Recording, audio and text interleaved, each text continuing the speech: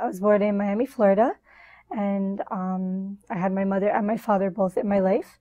When I was around 4 years old, my mother, she went her way, and my father was a single parent to me and my brother, my younger brother.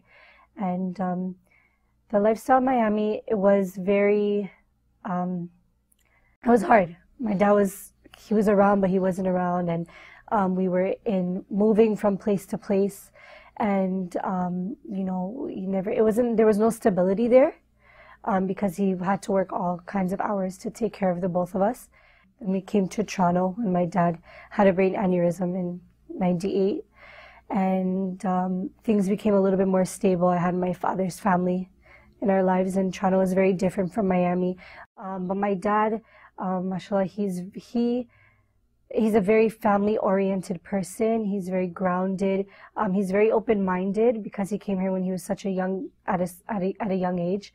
And it was interesting. Like I said, when I came from Miami to Toronto is when we kind of learned more about our father's side. My grandmother, his brother, his sister, they live here in Toronto, and my father, and myself and my brother and my uncle were the only ones there.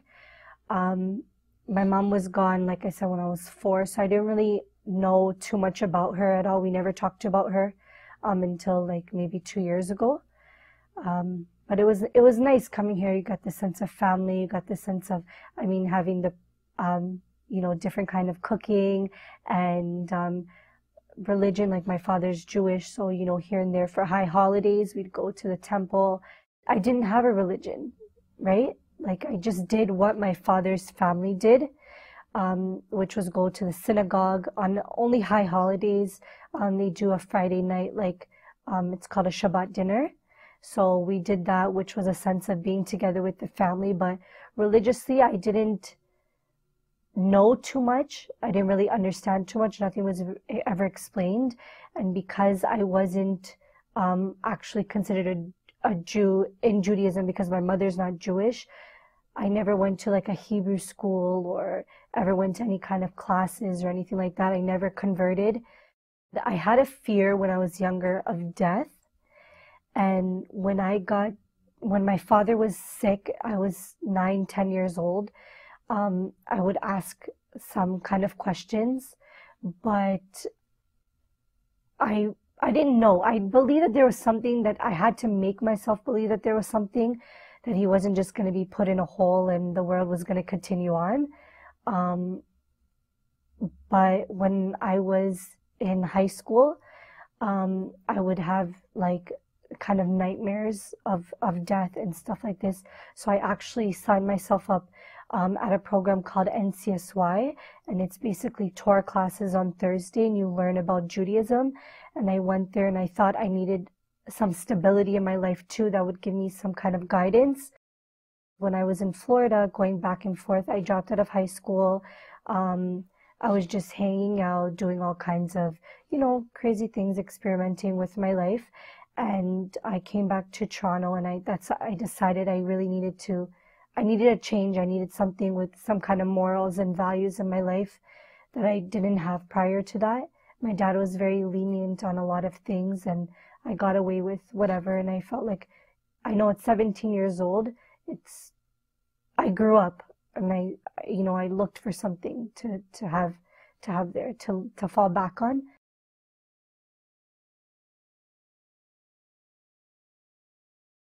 We learned about Judaism and stuff like that, but it never stuck with me. I wasn't serious. And then I met a sister in high school. They moved from Scarborough to North York, and it was her sister, and her brother. And they would speak to me. Like I asked, why do you cover your hair? Like I'm Persian, but my dad is Jewish, and, stuff like this. And she spoke to me about Islam. And my brother-in-law also, you're in high school, guys talk to girls and whatnot, but he wouldn't talk to me. Like I would ask him questions and he would kind of shrug it off and he wouldn't answer me. And then someone told me, oh, because Muslim guys, they don't talk to girls. It's a part of their religion. You shouldn't communicate. One thing leads to another. And I was like, wow, it's blown out of the water. Like it was such like a level of respect that maybe I wasn't getting before. So he took me to Islamic Foundation Masjid, and I went there for a conference they had for like reverts and converts, and I heard like some brothers and sisters' stories, and I was already leading. I had learned a lot. I was already leaning towards it, and in March of 2005, the end of March, is when I took my shahada for Islam. Like I believed it 150%. Like it was in my heart. It was something that I couldn't deny. It was there. And I was 17 years old, and my life changed from there. I saw things differently. I treated myself differently. I had more respect for myself. I had more respect for my father, for my family.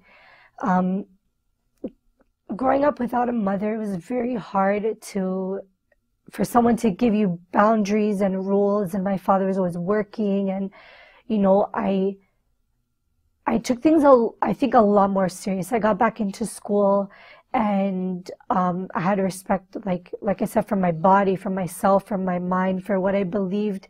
I stood up for something for the first time that was real.